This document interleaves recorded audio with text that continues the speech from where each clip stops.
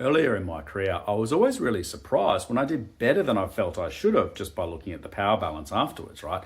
But now I've been doing this a while, I know that the distribution of value in a deal isn't always going to reflect the distribution of power.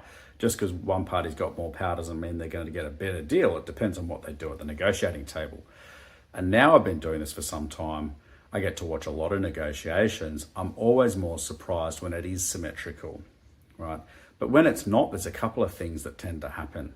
If one party's done less than their power suggested they could have, often what's happening is they're only thinking about it through their own lens. They're not thinking about it through the other party's lens, and not having any empathy means they start to miss great questions like, what is the other party going to do if we don't reach a deal? What are their alternatives?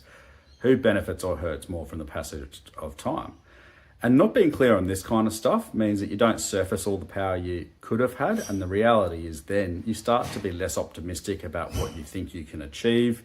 You're not as confident, and you end up potentially being quite submissive at the table. So that's the first mistake, not being clear on what your source of power is. And often that's a result of only thinking about yourself. The second mistake we tend to see is people not being prepared to bring that power to the table. Because if you've got power and you haven't brought it to the table, the big problem is, of course, it's not doing any work for you. Just because you had power doesn't mean that you're going to get a great deal. You've got to be prepared to deploy it. So if you're worried about not having enough power, start thinking less about that, thinking more about the other party. You might find you've got more power than you realized, and try using the little bits of power you do have well. You probably find you do better than you deserve.